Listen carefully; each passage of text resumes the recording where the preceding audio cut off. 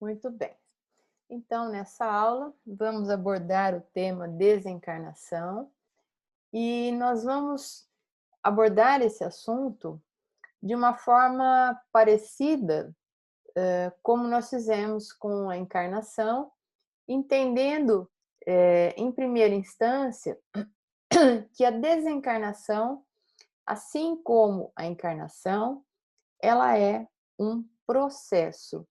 Ela não é um momento, ela não é um evento único, isolado, que acontece na vida da criatura. Normalmente, quando nós falamos desencarnação, nós estamos geralmente localizando, nos referindo e até nos lembrando de um episódio, de um dos fenômenos envolvidos na desencarnação, que é a morte do corpo físico. De maneira que, quando a gente estuda a desencarnação, cabe a pergunta, né? Nós morremos ou desencarnamos? Na verdade, nós espíritos não morremos. Nós vamos ver que desencarnamos.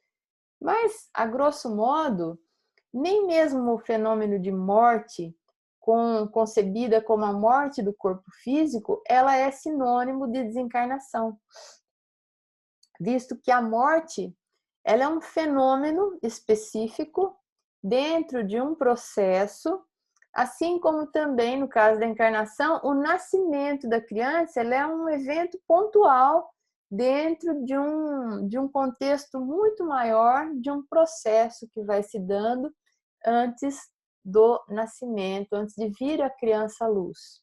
Da mesma forma, no processo desencarnatório, existem fenômenos que se dão antes da morte do corpo físico e fenômenos que se dão após a morte do corpo físico.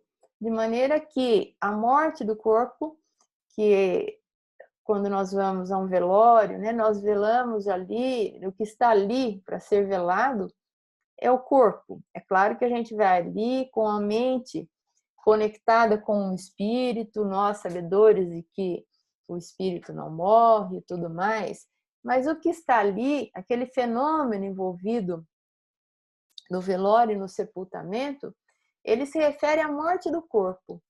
Entretanto, para o processo desencarnatório, existem fenômenos que precedem a morte do corpo e fenômenos que sucedem a morte do corpo, ou seja, que continuam acontecendo depois que o corpo morreu.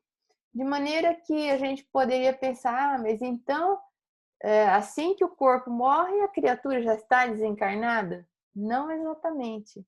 Ela está no processo desencarnatório, mas ela não está ainda livre daquele corpo, muitas vezes já sem vida. Às vezes ela não está desligada daquele corpo ainda, como a gente vai ver. E acredito que caiba bem aqui esse trecho de um poema de Mário Quintana. Esta vida é uma estranha hospedaria, de onde se parte, quase sempre às tontas, pois nunca as nossas malas estão prontas e a nossa conta nunca está em dia, né? Ou seja, é um processo, porém, o fenômeno crucial que nos arrebata da Terra e nos tira do convívio daqueles que amamos e que nos amam, é um fenômeno que às vezes acontece repentinamente, sem muita preparação, sem muitas despedidas, né? E não existe uma desencarnação igualzinha à outra, de tal forma que é muito próprio esse poema, né? Quando ele diz que de onde se parte, quase sempre às tontas, quer dizer, sem esperar, pois nunca as nossas malas estão prontas e a nossa conta nunca está em dia. Isso é muito profundo, isso dá muitos desdobramentos, né? Quando a gente pensa na desencarnação, a gente deveria ter em mente, sabedores, né, desse evento, que nós estamos aqui para algumas construções, para aquisição de valores, para melhorar como criaturas, né, para aprendermos algumas coisas, e que, portanto, nós deveríamos viver de tal forma que as nossas malas estivessem prontas, caso nós tivéssemos que partir no minuto seguinte. Partir para onde, né? Para o mundo espiritual. Ou se a gente tivesse que ir embora amanhã, vivêssemos de maneira a que nossas malas estivessem prontas.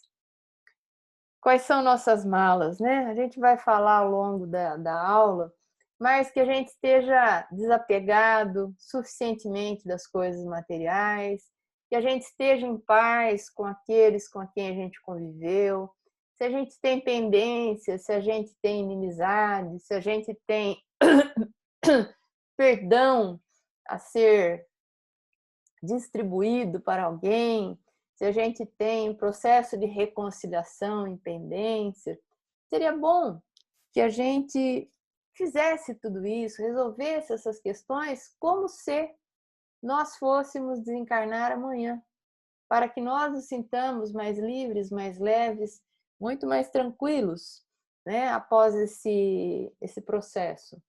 Até porque nenhum de nós aqui, nesta sala, pode jurar por Deus que não vai desencarnar amanhã, né? Esses dias, conversando com uma amiga, ela estava me contando uma história de um familiar dela que chegou do trabalho, final da tarde, eles conversaram um pouco, e aí ele foi se deitar, foi descansar um pouco, como ele fazia sempre. Todo final de expediente, ele chegava, conversava, e depois ele ia dar um cochilinho. Aquele dia ele também foi. Só que ele não acordou mais, né? E não estava com problema nenhum, que se soubesse, aparentemente não sentiu nada de diferente, dormiu, não acordou. Teve um problema cardíaco ali, completamente inesperado, né? Estava conversando com ela minutos antes. Então é assim, né? Às vezes a gente tem um problema e vai de repente, ou um acidente, ou qualquer coisa mais súbita, sem que nada nos avise, né, que a gente está de partida. Então é bom estarmos com as malas prontas. E como será que é desencarnar? Essa aula e a aula que vem a gente vai falar sobre isso, sobre esse processo. Vamos aprender um pouco como é esse processo de partida do mundo material, do mundo terreno. Então, dissemos, né? Assim como a encarnação não inicia com o nascimento, também a desencarnação não termina com a morte biológica, com a morte do corpo, aquele despojo que simplesmente vai ser sepultado, né? Aquele corpo que nos serviu tanto tempo durante uma encarnação e que deixou de ter as condições para a vida, este morre. Mas o espírito continua no processo de desencarnação. Eu gostaria de deixar aqui uma referência muito interessante. É um livro de doutora Marlene Nobre, que foi por muito tempo presidente da Associação Médico Espírita do Brasil, foi fundadora dessa associação, foi uma pioneira no campo da aliança entre a medicina e espiritismo e dedicou boa parte de sua vida estudando, junto aos seus colegas, as obras de André Luiz, sob diversos aspectos. E uma de suas obras é essa, Nossa Vida no Além. É uma compilação de relatos de André Luiz sobre processos desencarnatórios vários que ele pôde acompanhar e que estão narrados nos seus livros. E na contracapa, a gente vê essas colocações. Como é morrer? Há um programa nesse processo? E depois da morte, o que acontece? É a grande dúvida, a grande pergunta que às vezes nós temos, né? O que é que vai ser de mim depois da morte? Para onde eu vou? Com quem estarei? E em que local encontrarei? como será a minha vida, vou trabalhar, vou ficar no estado contemplativo, como será que vai ser? O espírito atravessa os planos materiais para fixar-se em algum lugar? Onde? Quais são os fatores que influem na sua adaptação à vida nova? Neste livro, você encontra respostas para essas e outras perguntas com base nas informações dos espíritos que se comunicaram através de Chico Xavier e dos pacientes que voltaram à vida física após vivenciarem uma experiência de quase morte. Então, ela reúne aí os relatos de André Luiz, relatos de outros espíritos que se comunicaram através de Chico e também relatos de experiências de EQM, de quase morte, como o próprio nome diz, de pacientes que estiveram numa situação em que, estando monitorados no UTI, seus sinais vitais se tornaram praticamente interrompidos por breves momentos, onde eles foram declarados mortos naquele instante, né? Sem condições de ver, de enxergar, de ouvir. No entanto, tiveram vivências em algum plano que não era o físico, porque o corpo estava praticamente clinicamente morto, porém voltaram à vida, trazendo relatos daquilo que eles teriam vivenciado num outro plano, já praticamente no limiar da desencarnação. Oportunamente a gente vai falar um pouco mais sobre isso, é muito interessante, e existe um paralelismo, existe uma correlação entre os relatos dos encarnados que passaram por essa experiência de quase morte, e muitos relatos eles têm pontos em comum, né? E isso permite estabelecer aí uma linha de raciocínio sobre como é esse processo. E algumas perguntas que eu trouxe para a gente refletir ao longo da aula de hoje e da semana que vem, como, por exemplo, o que acontece depois da morte do corpo? É praticamente a mesma pergunta lá da doutora Marlene. E após a morte, continuarei sendo eu mesmo? Né? Ou será que existe alguma mudança na nossa personalidade, na nossa forma de ser, nos nossos valores?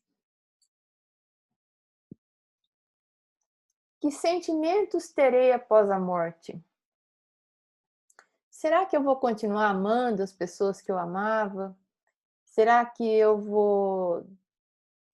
Que visão eu vou ter de mim mesma, da minha última vida? Será que eu intimamente estarei bem, estarei feliz, satisfeita, em paz? Ou será que eu vou me sentir atormentada, aflita, confusa? Como será que eu me sentirei, né? E que sentimentos eu terei após a morte? Será que ao saber que desencarnei, eu vou achar que tudo bem? Ou será que eu vou, de alguma forma, me assustar com isso? Ou achar que era muito cedo? Ou desejar não ter desencarnado e querer voltar à Terra para ficar com aqueles que eram meus familiares e que eu não queria deixar de jeito nenhum, né? Ou será que eu vou me revoltar com a desencarnação?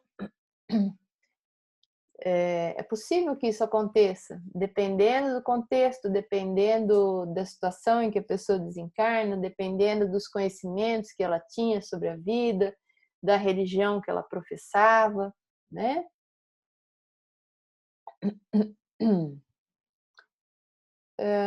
O que pensarei da minha última existência? Isso é uma coisa também que os espíritos comentam bastante, né? Que muitas vezes eles olham para a última vida na Terra, relembram de tudo que viveram, lembram-se das experiências, das oportunidades que tiveram e, infelizmente, boa parte deles lamenta não ter utilizado todas as oportunidades que a existência lhes trouxe. não ter feito todo o bem que podiam, não terem aproveitado beneficamente um pouco mais aquela existência e muitas vezes terem vivido uma vida centrada em si mesmos, uma vida egoística, né? Muitas vezes, quando eles poderiam ter feito muito bem a muita gente, deixaram passar essas oportunidades. Isso é um relato comum. Então, está lá no Livro dos Espíritos que muitas vezes o espírito lamenta por tudo aquilo que ele deixou de fazer na última existência, as oportunidades perdidas. E assim que André Luiz também se coloca no mundo espiritual, quando ele toma consciência de si, do seu estado, de que ele havia desencarnado, e ele começa a refletir sobre a última existência, e ele fala: pesa-me a sensação do tempo perdido. Ele sente que muito do tempo dele foi jogado fora, foi desperdiçado na última existência. Então, o que será que nós pensaremos em nós mesmos, né? Chegarei ao mundo espiritual com a serenidade do dever cumprido?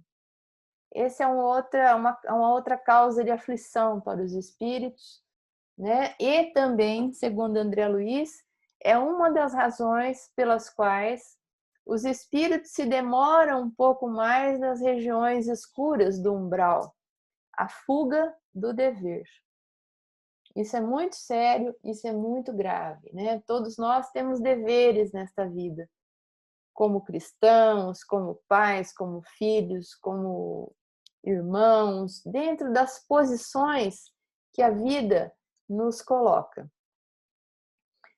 E às vezes a gente cumpriu os nossos deveres materiais, os nossos deveres com a justiça, a gente pagou os nossos impostos, nada socialmente nos acusa de nada. Mas aqui nós falamos dos deveres da consciência, daquela coisa que a gente sabe que devia fazer e que devia fazer de tal forma, mas não fez. Saiu pela tangente, como se diz, né? Escapou de alguma forma, abandonou algum dever, aquele dever do coração, aquele dever que a consciência impõe. Então, será que a gente vai chegar no mundo espiritual com a serenidade do dever cumprido? Ou a gente vai chegar lá com aquele peso na consciência, sabendo que a gente deixou para trás um compromisso importante e que a gente vai ter que voltar uma outra oportunidade para refazer aquela vivência, resgatar aquela experiência, tudo mais. Olha outra. Temerei alguém, alguma coisa ou alguma revelação? Né? Ou será que a vida que a gente vive aqui é uma vida de verdade, a gente é isso que a gente vive, e ao chegar ao mundo espiritual, a gente não vai ter nada a temer. Porque no mundo espiritual, a gente pode dizer que lá é a nossa pátria verdadeira, a nossa pátria espiritual, e é o mundo da verdade. Lá nós não nos ocultamos uns dos outros, né? E isso pode, às vezes, causar medo para alguém. Principalmente aquelas pessoas que acabam, às vezes, tendo, e isso existe, alguma vida que, digamos assim, seja de mentira, ou que ela ostente uma coisa, mas no fundo ela não é nada disso, né?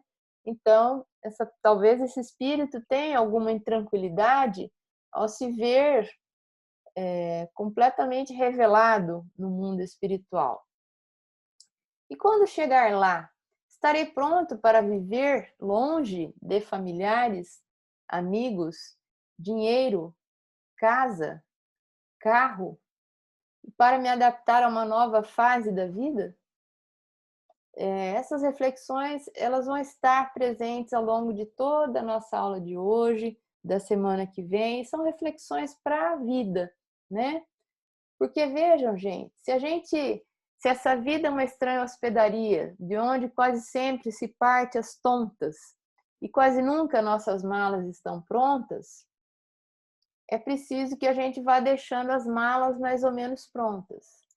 Por exemplo, que a gente vai exercitando, de certa forma, o desapego a familiares, amigos e coisas materiais, dinheiro, casa, carro, para que a gente possa se adaptar a uma nova fase da vida.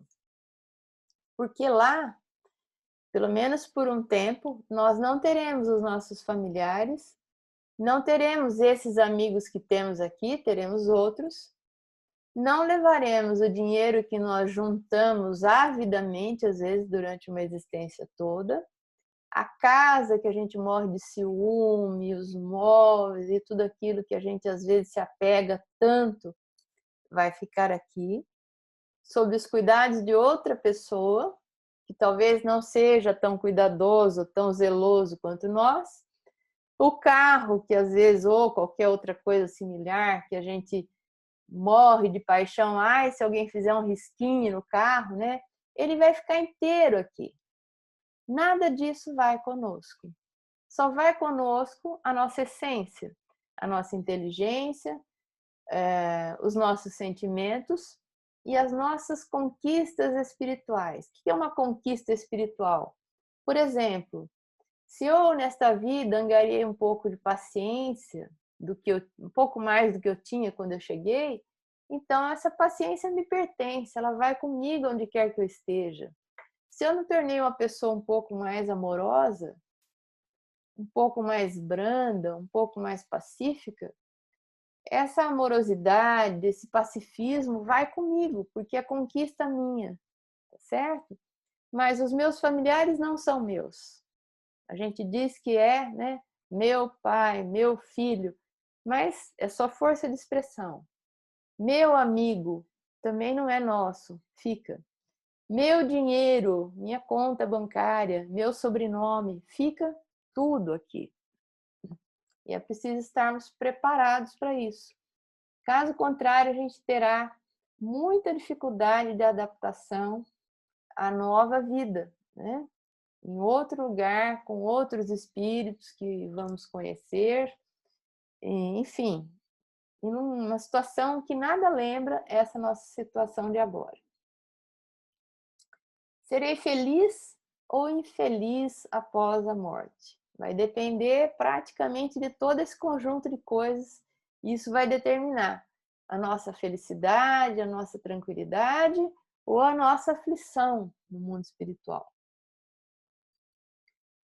E, finalmente, diante de tudo isso, estou preparado para morrer? Né? É uma pergunta também que a gente deve se fazer sempre, sem nenhuma neurose com relação a isso, mas de vez em quando lembrar e pensar, puxa vida, hein?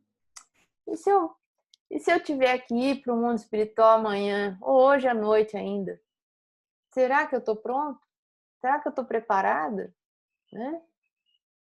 É algo que a gente também deve sempre pensar. Até porque vai chegar um dia que a gente vai acertar, né? Ele fala, será que é hoje que eu vou desencarnar? Vai ter um dia que a gente vai. E isso não tem nada de tão dramático, de tão amedrontador, na sua essência. É um fenômeno natural, pelo qual já passamos muitas vezes e passaremos outras tantas, né? É tão natural quanto a encarnação, mas por razões culturais, por razões evolutivas e tantas outras, nós não vemos a desencarnação dessa forma.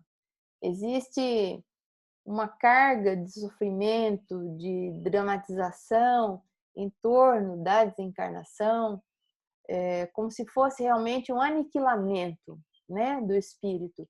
Ele partiu, eu perdi aquela criatura, ela nunca mais vai voltar, é uma separação eterna. E quando a gente sabe que não é nada disso, né? É claro que a separação é dolorosa, é difícil, mas aquele ser que amamos partiu antes de nós. E nós partiremos também.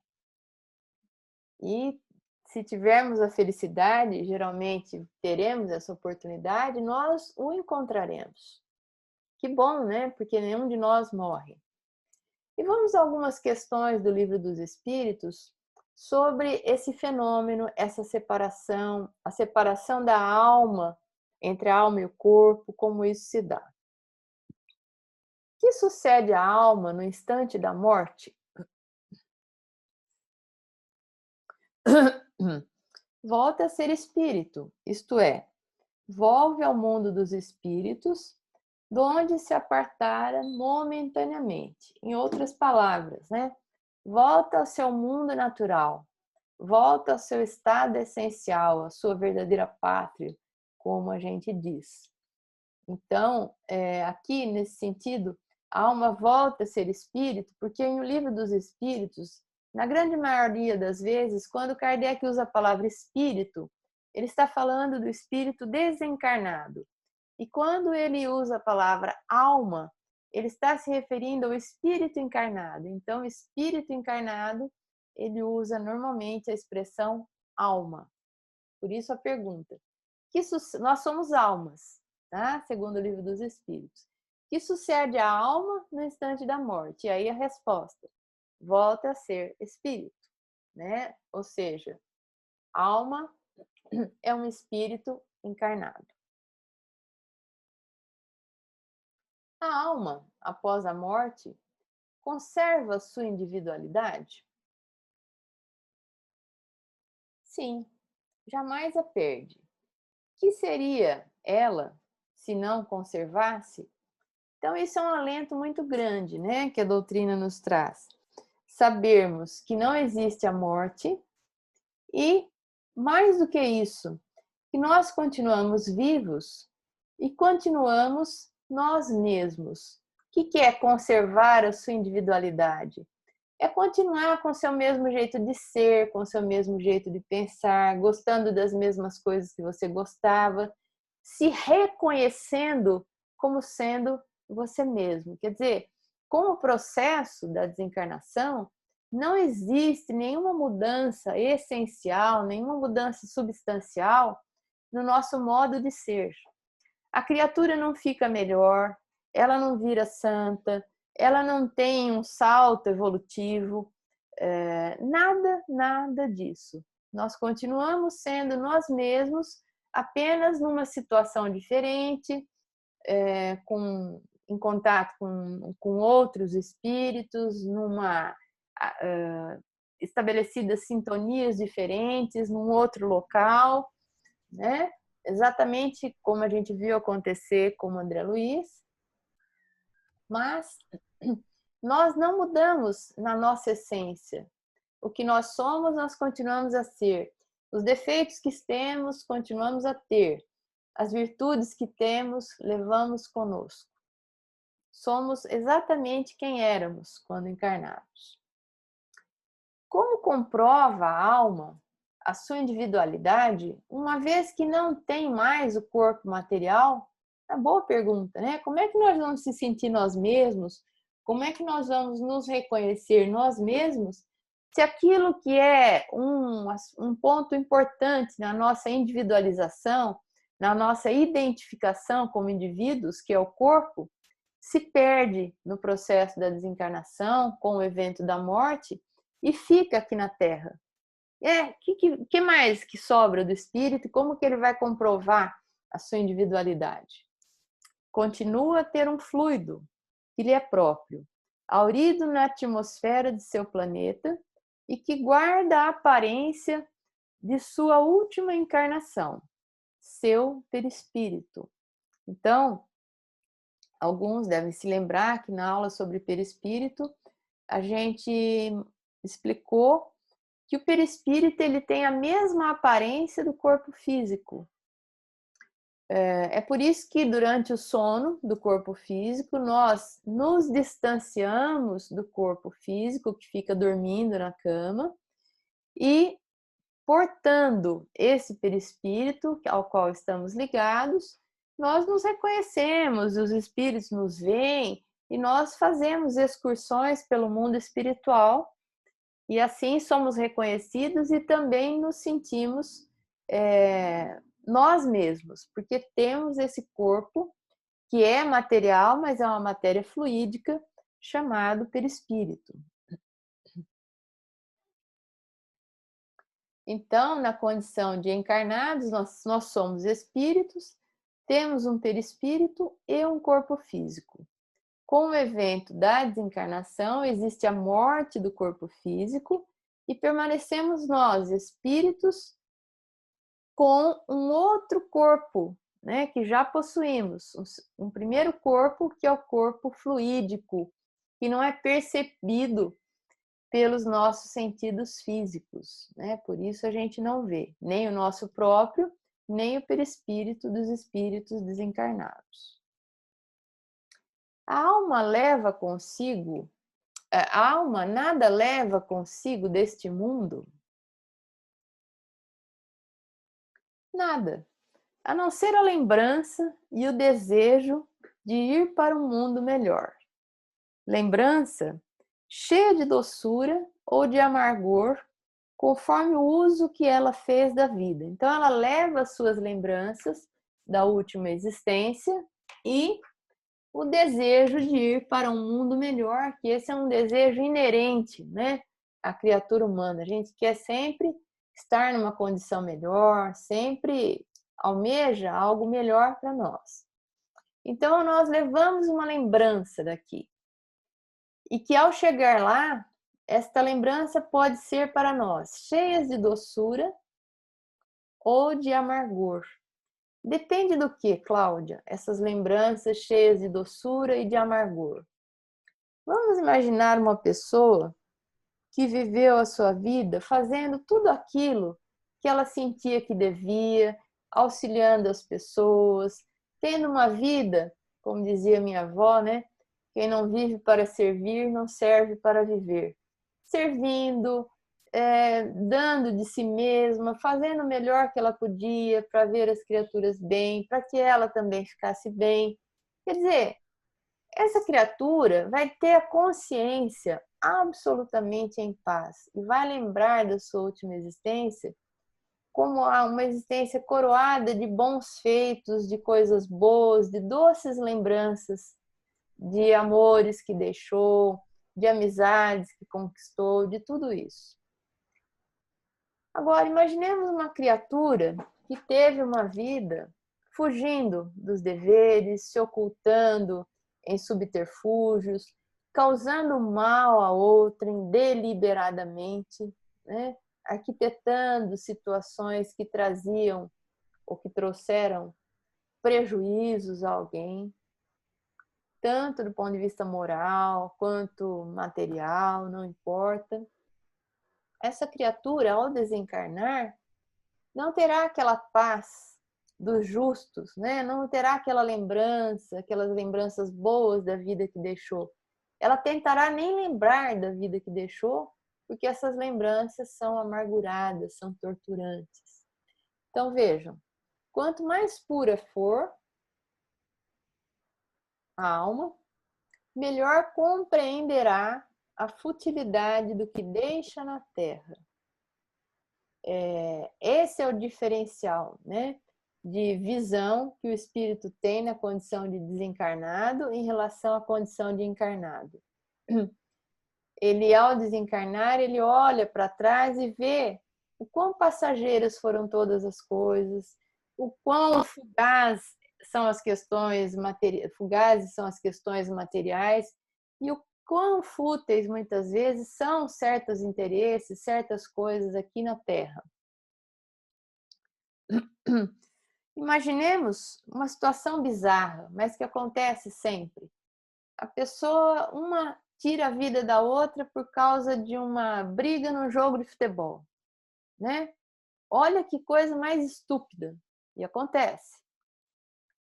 Esse espírito chegando lá, claro que não vai ser imediatamente, vamos imaginar que ele adquire uma consciência, que ele evolua um pouco mais, passado algum tempo. Certamente ele vai olhar para essa experiência, para essa triste experiência da última vida, e vai entender a futilidade daquilo que aconteceu, a situação absurda em que ele se envolveu e que acabou culminando ou com a sua desencarnação ou com a desencarnação de um outro. Então, à medida em que o espírito se eleva, ele vai percebendo a futilidade de algumas coisas e vai, às vezes, até se envergonhando por ter se deixado levar por certas coisas que são absolutamente fúteis, pequenas, ridículas, quando se pensa na existência do espírito imortal, mas que aqui na Terra causam uma pressão sobre nós e parecem tão importantes, né? Questões políticas, questões religiosas, em que as pessoas se apegam muitas vezes para se degladiarem, né? Para se atormentarem mutuamente.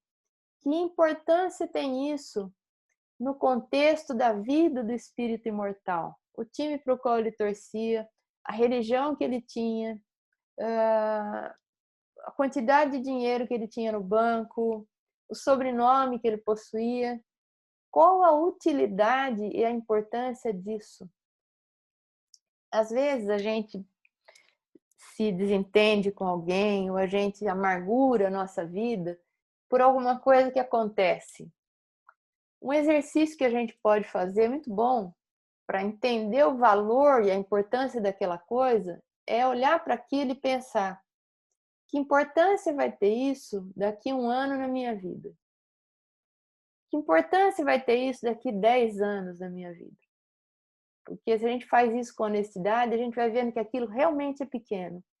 E se a gente consegue perceber que daqui a alguns meses aquilo vai ser tão pequeno que não vai valer a pena o dissabor, né, que a gente está causando ou a amargura que a gente está ali sentindo naquele momento, a gente já pode redimensionar aquele acontecimento naquele momento.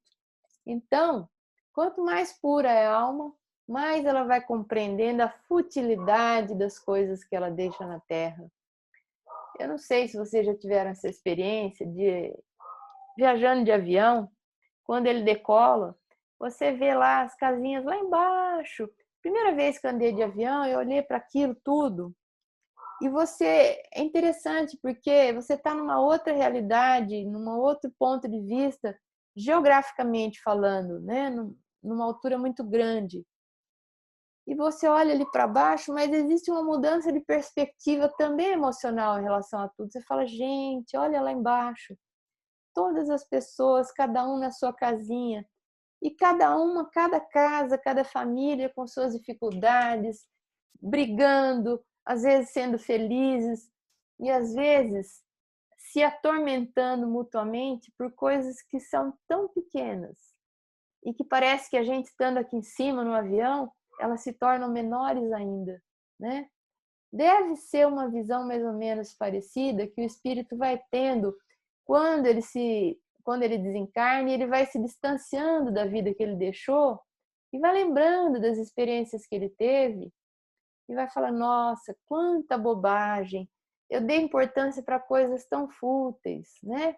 Todos nós talvez tenhamos essa experiência em maior ou menor grau, de sentir que a gente valorizou coisas que não tinham todo esse valor assim, que não tinham toda essa importância assim. Que pensar da opinião dos que dizem que após a morte a alma retorna ao todo universal? Isso está relacionado a algumas correntes ou pensamentos filosóficos, segundo os quais o princípio inteligente, na natureza existiria um princípio inteligente, e esse princípio inteligente, fora da matéria, ele sofreria uma espécie de individualização, se tornaria um ser que encarna, que tem uma existência aqui, e ao desencarnar, esse ser inteligente se diluísse, voltasse, se reintegrasse a um todo universal. É um pouquinho difícil de entender essa ideia, mas é mais ou menos assim. É como se ao desencarnar, nós fôssemos uma gotinha que retornasse ao oceano e se fundisse com o oceano, perdendo a individualidade, se tornando uma parte de um todo maior, mas sem a manutenção da individualidade. Então, que pensar da opinião dos que dizem que após a morte a alma retorna ao todo universal? A resposta é inteligentíssima. Só podia, né? O conjunto dos espíritos não forma um todo? Não constitui um todo, um mundo completo? Quando estás numa assembleia, és parte integrante dela. Não obstante, conservas sempre a tua individualidade. Quer dizer, nós retornaremos a um todo universal. Aliás, no momento nós já pertencemos a um todo, que é a totalidade dos espíritos encarnados. Porém, cada um é um, somos indivíduos. Da mesma forma, ao desencarnarmos, passaremos a integrar, a fazer parte de um todo, de um conjunto de espíritos desencarnados, porém, cada um preservando a sua individualidade. Aí, quando falamos em individualidade, falamos da sua individualidade psíquica, da sua estruturação mental. Que bom, né? Porque se a gente perdesse essa individualidade, se a gente simplesmente se diluísse num todo e ficássemos assim, é difícil até imaginar, mas perdêssemos essa nossa individualidade, isso seria o mesmo que morrer. Porque o importante é não só nós não morrermos, quanto mantermos a nossa individualidade. Se nós simplesmente continuássemos vivos como princípio inteligente, mas sem a preservação da nossa individualidade, nosso jeito de ser, seria uma espécie de morte.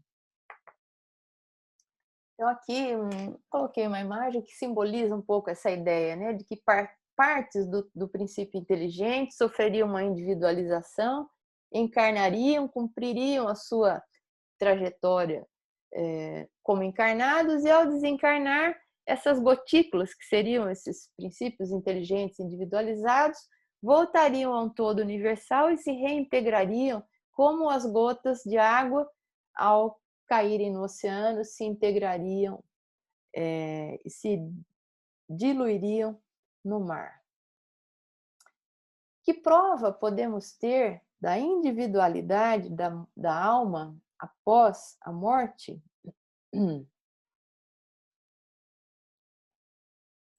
Não tendes essa prova nas comunicações que recebeis?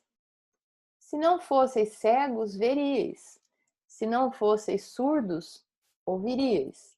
Pois que muito a miúde uma voz vos fala, reveladora, da existência de um ser que está fora de vós.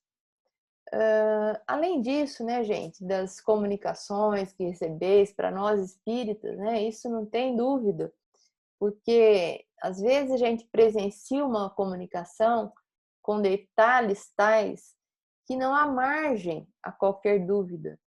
Quando nós tivemos a oportunidade de ir ao Chico Xavier e ver aquelas mães quando recebem aquelas psicografias repletas de detalhes que o Chico jamais soube, porque o Chico não fazia uma entrevista com elas para saber o nome do filho, o nome delas, como que o filho desencarnou. Às vezes a pessoa ia lá em busca de notícia do filho desencarnado, mas geralmente do filho, né? Mais eram as mães que iam, as mães e pais.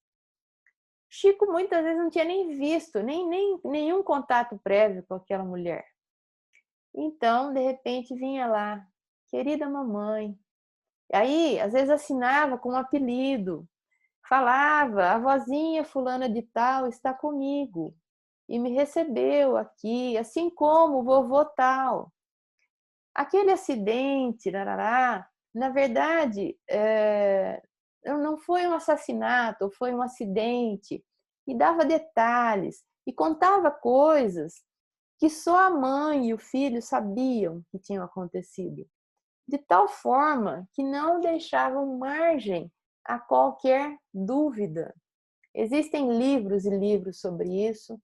Jovens no além, motoqueiros no além, voltaram contando, muitos livros que enfecham as comunicações trazidas por meio do Chico e vêm assim recheadas de detalhes e de depoimentos fidedignos dessas mães que encontraram ali um consolo absoluto, a certeza de que o filho não morreu, porque devido a esses detalhes impossíveis terem sido fraudados, ou copiados, ou inventados, ou simplesmente terem sido chute e houve um acerto ali do Chico. Isso está completamente fora de questão. Além de tudo, tem um livro cujo título exato eu não me lembro, mas que fala das psicografias do Chico que foram utilizadas em tribunais, em julgamentos, para inocentar pessoas que estavam sendo processadas, julgadas, por terem cometido um assassinato contra um jovem. Eu não sei se foram 2 ou 3 casos ou mais. Então, aquele jovem veio, se comunicou através do Chico, e a assinatura dele, através da mediunidade do Chico, foi reconhecida nos tribunais como sendo autêntica. Então, acho que é Chico Xavier nos tribunais, alguma coisa assim. É muito interessante. Então, se a gente quiser procurar, a gente tem prova todo dia, né, da individualidade da alma após a morte. E o Chico nos deixou assim um manancial de provas, que se a gente for atrás, for buscar, a gente vai encontrar. Agora, tem aquele que não vai acreditar nunca, que ele vai sempre colocar um senão, que ele é o cético por natureza, né? Para esse não vai haver nenhuma prova, né, da permanência, da manutenção da individualidade da alma após a morte, porque ele vai encontrar uma razão qualquer para dizer que tudo é uma invenção, um embuste, alguma coisa assim. Então, até para fazer análise dessas situações todas, é preciso que a gente esteja despojado de preconceitos, que tenhamos clareza no nosso pensamento crítico e que ele não venha contaminado, né, por preconceitos. Aliás, é isso que a gente também deseja num curso como o nosso, que aqueles que venham para o curso não tragam preconceito em relação a todos os temas aqui tratados, apenas o desejo de pensar sobre tudo isso. Vamos falar um pouquinho sobre a separação da alma e do corpo. Aqui nós temos uma ilustração mostrando, então, não a separação exatamente, mas aquele distanciamento que existe no processo que acontece todas as noites, né, de desdobramento, onde a gente vê aqui, na altura da cabeça, um liame, né, uma ligação, um cordão mais espesso, que os esotéricos chamam de cordão de prata, outros liames, outras ligações mais delicadas, prendendo o perispírito ao corpo físico, e esses liames se afrouxam e o espírito e o perispírito vão fazer as suas excursões durante a noite, longe do corpo físico. Depois esses liames vão, no momento do despertar, esses liames vão encurtando e novamente como que o perispírito encaixa ali no corpo e a gente desperta. No processo da desencarnação, vai ocorrer uma separação dessas ligações entre o perispírito e o corpo físico. Sabe-se por relatos, e quem já acompanhou um processo de desencarnação pôde praticamente testemunhar isso in loco, que esse desligamento, esse desprendimento do perispírito, entre o perispírito e o corpo, ele se inicia pelos pés e vai havendo, às vezes o espírito, o corpo não morreu, né? Não houve falecimento ainda daquela criatura, clinicamente falando, mas os pés vão esfriando, vai diminuindo a circulação, embora da metade para cima do corpo ainda ele permaneça com uma cor, uma aparência, né, de uma criatura encarnada, ainda tem os sinais vitais, mas às vezes essa separação, eu acompanhei uma situação assim de uma pessoa que veio a falecer, a desencarnar por um câncer em estágio avançado, então já estava muito fraquinha, né, os sinais vitais vão diminuindo, os órgãos vão entrando em falência.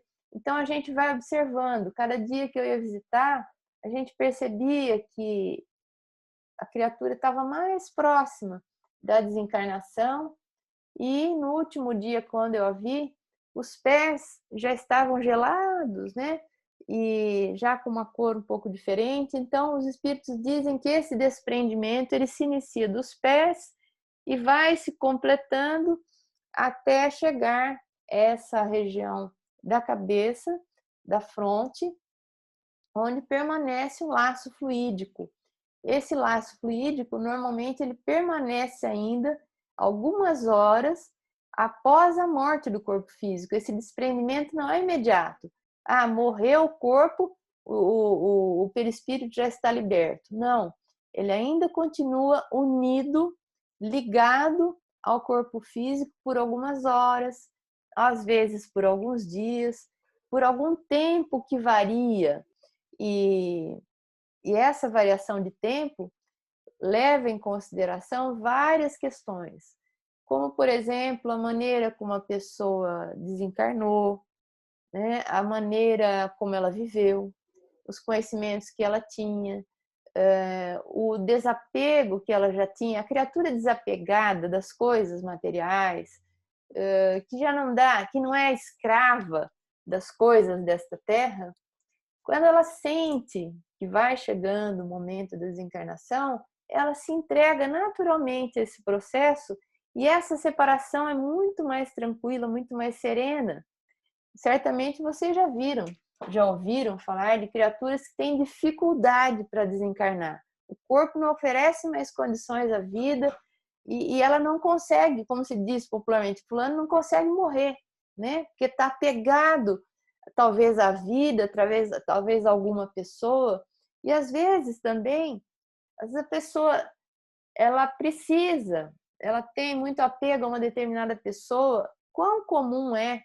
Às vezes a pessoa mora longe, um filho, um parente, aquela pessoa chega, visita aquele que está para desencarnar, e ao ter essa visita, depois que ela tem o contato, mesmo não estando consciente, com essa pessoa que faltava, digamos assim, ela desencarna, né?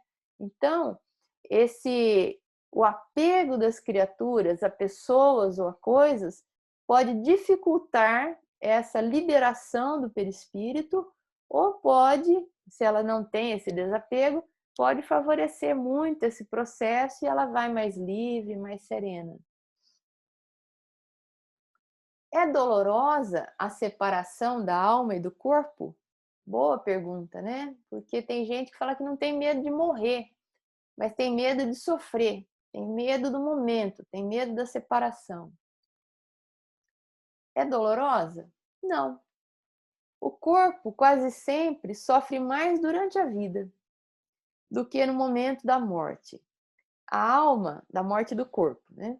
A alma, nenhuma parte toma nisso. Os sofrimentos que algumas vezes se experimentam no instante da morte são um gozo para o espírito que vê chegar o termo, ou seja, o fim do seu exílio.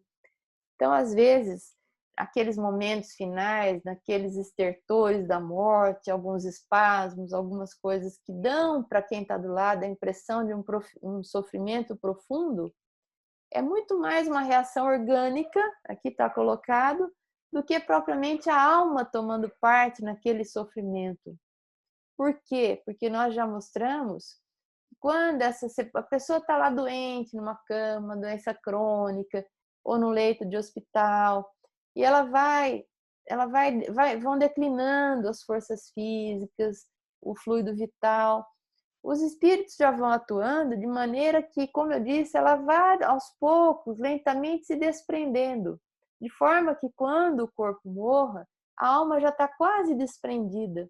Então ela não sofre, ela não sente aqueles momentos finais, aquela angústia respiratória, às vezes, final, que o corpo sente.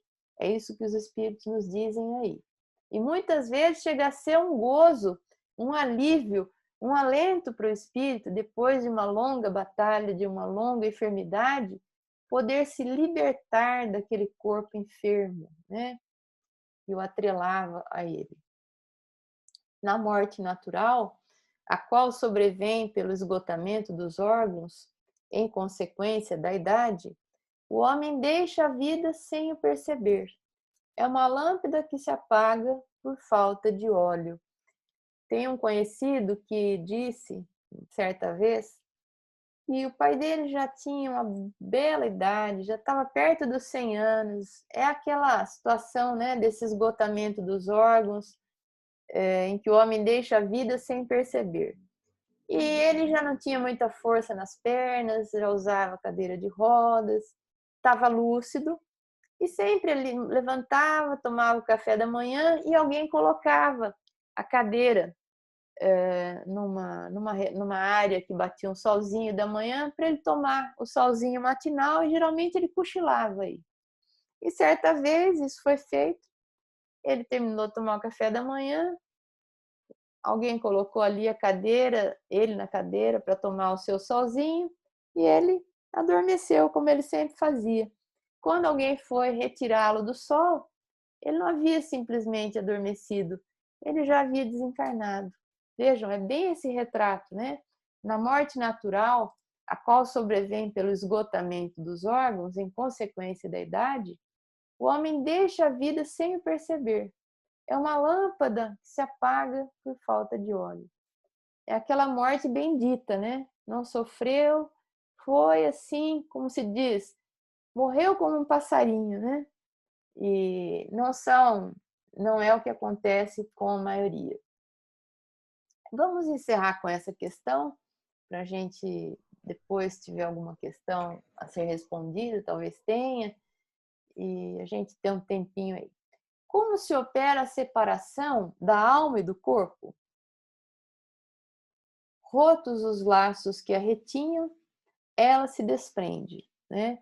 Depois a gente vai entrar um pouquinho mais num certo detalhamento sobre isso. Eu já detalhei um pouco, inclusive mostrando, dizendo que vão se desatando esses laços, né?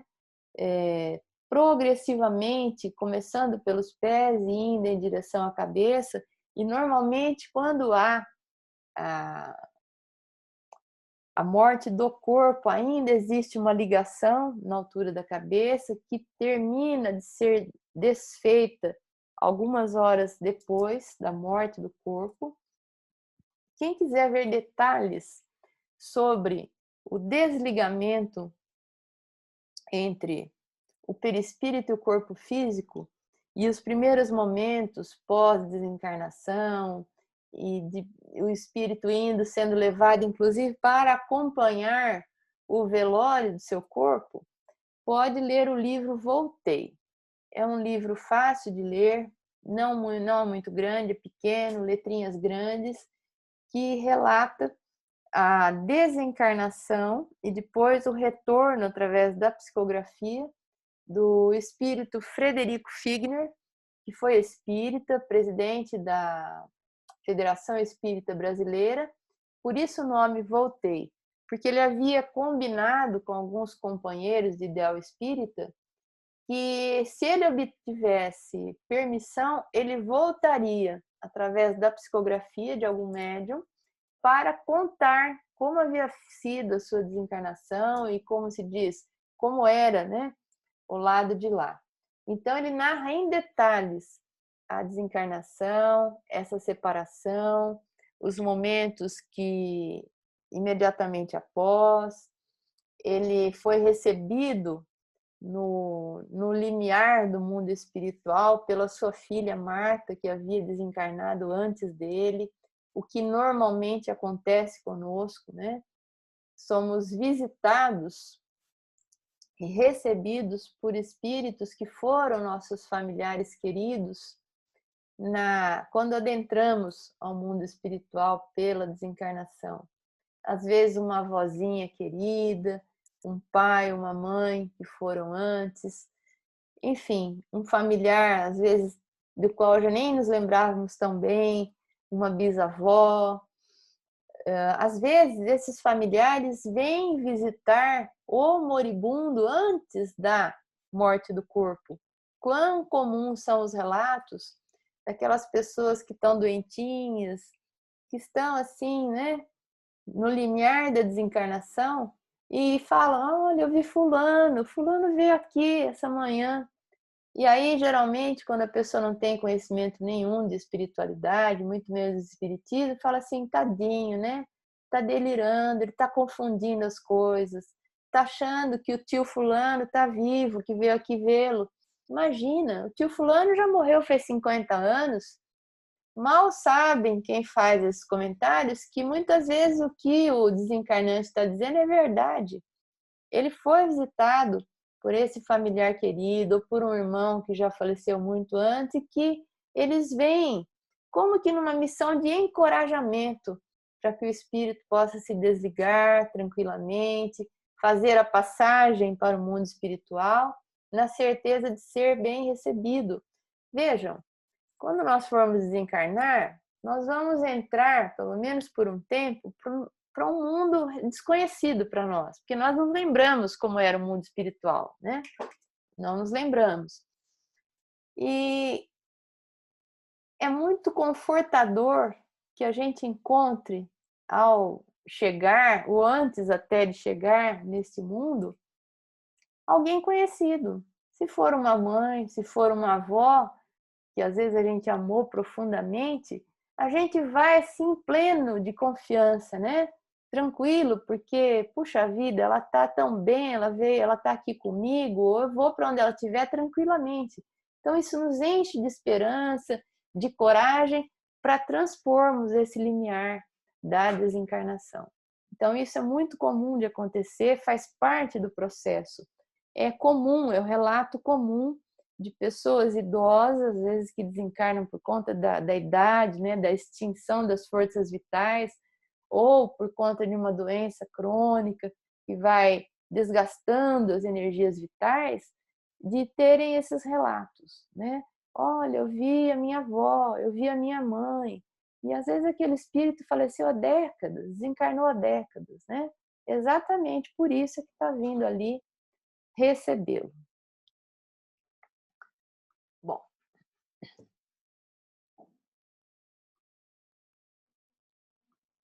aí, semana que vem, a gente vai falar um pouquinho do desenlace, e é um tema bem interessante que ajuda, né, a gente ir perdendo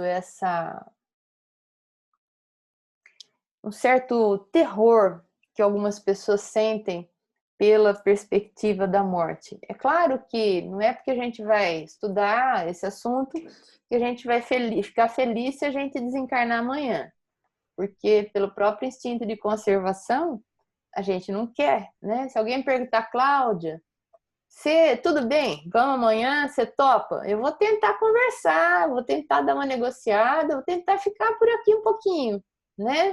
Porque eu não tenho vontade de ir.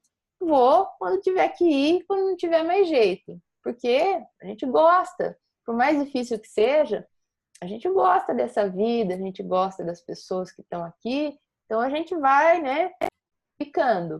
Mas, no momento em que essa situação for inadiável, esse conhecimento ajuda, né? Ajuda a gente a entender, inclusive, o que está acontecendo conosco, por que fenômenos nós passamos. Ajuda, não é determinante, mas ajuda na adaptação à nova realidade, né? Então é muito importante, faz parte da vida, né? Alguma colocação, alguma dúvida? Ô, Cláudia, me surgiu uma dúvida aí. No caso desse desligamento, né, da separação da alma e do corpo, no caso da pessoa ser uma doadora de órgãos, muda alguma coisa? Tem alguma coisa a ver? Não, acredito que não. Existe essa questão, é uma questão não claramente respondida. A questão que se coloca não é exatamente se muda alguma coisa, existe uma questão que é diferente do que você perguntou, que é uma preocupação que algumas pessoas têm. Já que a desencarnação é um processo E quando o corpo morre, não houve o desligamento completo. Lembra que eu falei que o desligamento final ocorre aqui momentos ou horas ou até dias depois da morte do corpo? Eu já vou falar um pouquinho sobre a cremação, Alex. Então, assim, o que se coloca é, a pessoa se coloca como uma doadora de órgãos. Os órgãos são retirados quando existe a morte cerebral. Não é a morte plena, né? O corpo não está ainda, digamos, não existe possibilidade de retorno à vida na morte cerebral. Existem vários critérios, não existe um consenso, inclusive, sobre morte cerebral, é um tema bem discutido, bem polêmico ainda hoje, mas existem alguns parâmetros para se chegar nela. Quando ela é declarada, ainda o corpo vive alguns dias, tá? Ou algumas horas que seja. É nesse instante que se providencia a retirada dos órgãos. Então, em tese, o espírito ainda está encarnado. E a dúvida que se tem é, ele sente alguma coisa? Porque se existe uma ligação do perispírito com o corpo, essas impressões do corpo passam para o perispírito, né? E ele poderia sentir dor, alguma coisa desse tipo. Era essa a Era minha essa a sua dúvida, se ele questão. sente alguma dor, alguma coisa. Existem pessoas que dizem que pode sentir, com base em alguns relatos de livros, etc. Porém, existem outra linha de pensamento de outras pessoas que dizem que, como se trata de um ato de caridade, de desprendimento, de generosidade, de algo que vai beneficiar profundamente um outro ser, e doando órgãos que já não seriam mais úteis para aquele que desencarna, haverá sempre um amparo da espiritualidade que nos... Espiritualidade, como se diz, né, não dorme no ponto. Eles sabem que a pessoa é doadora, eles sabem das providências em curso. Então, que a espiritualidade, assim como há uma espiritualidade que preside os fenômenos da encarnação, como a gente viu no Segismundo, existe uma espiritualidade que preside, que ajuda no processo de desencarnação.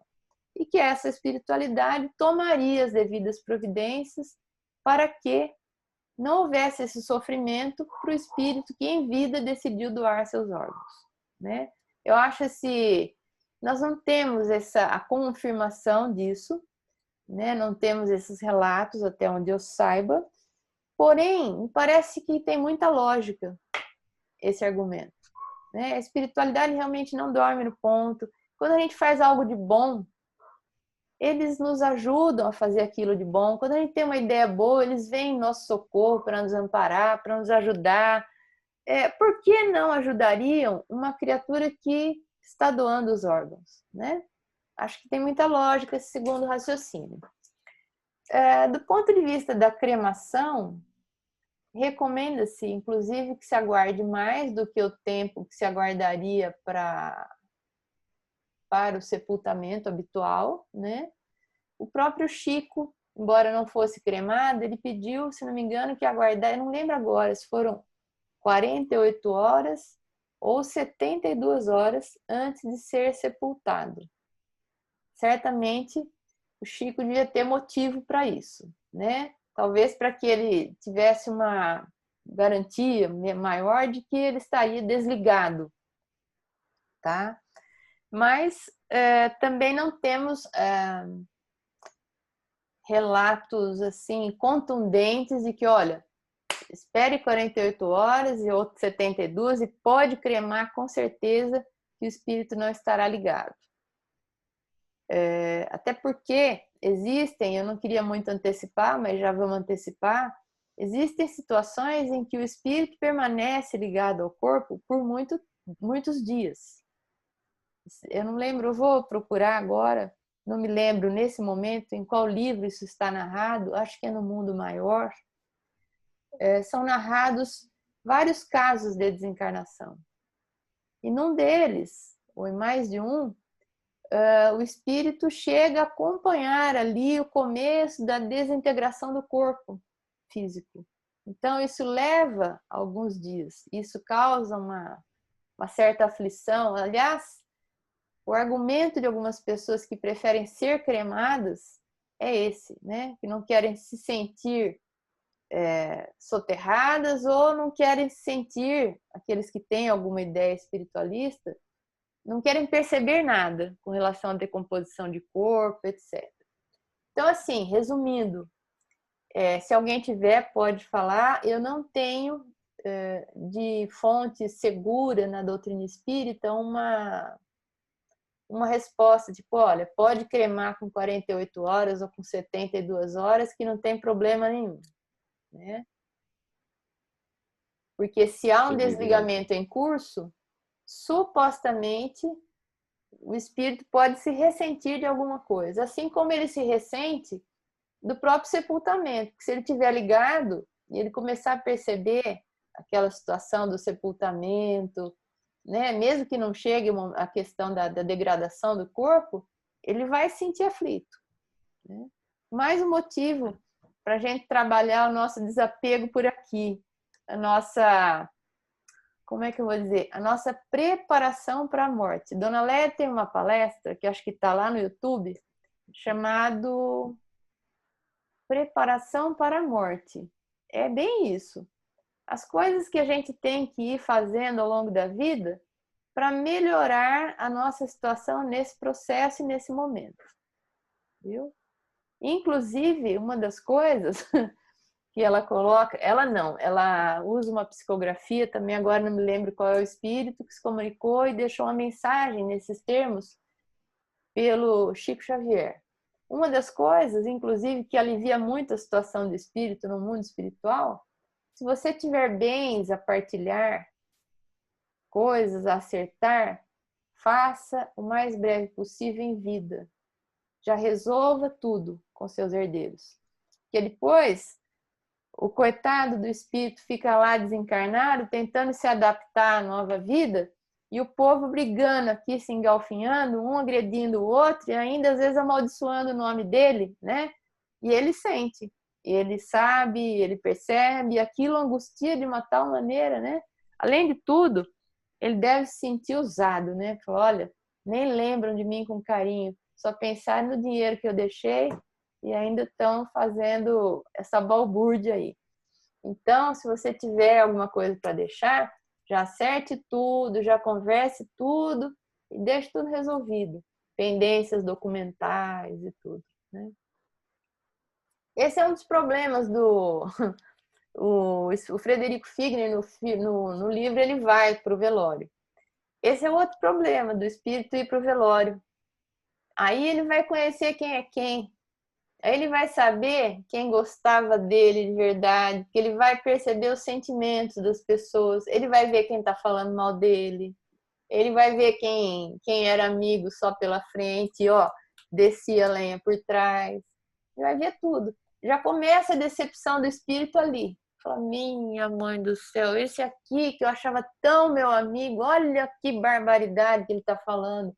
Olha esse outro, quanta coisa ele está inventando, que a turma inventa, viu? A turma mente, viu?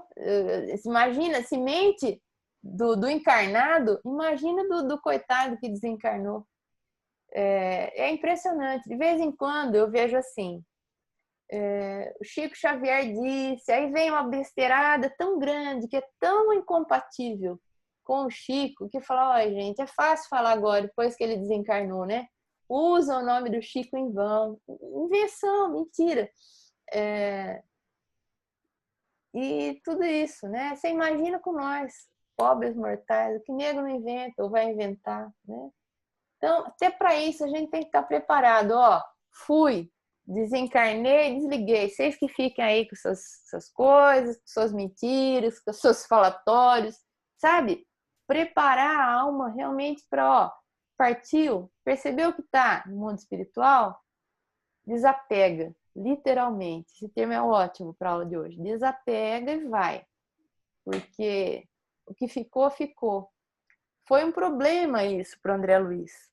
que ele queria de todo jeito voltar no lar, visitar o lar precocemente. E sabe por que não deixaram? Ele não estava preparado e porque o lar tinha se modificado, as pessoas não se lembravam dele do jeito que ele achava, com tanta saudade do jeito que ele achava. E mais, quando ele pôde vir, que ele já estava mais equilibrado e tal, sabe o que ele encontrou? Um outro homem no lugar dele, né? A mulher havia se casado de novo. Ele deu uma tonteada, assim, que ele nunca imaginava, né? Achou que ela ia estar chorando até aquele momento. Então, gente, a mulher não era dele, né? Foi casada com ele naquela vida. Não era dele, não era propriedade dele, mas as criaturas acham que são umas das outras. Então, isso é um impacto tremendo. O espírito, às vezes, não está preparado para nada disso, né? Precisamos nos preparar.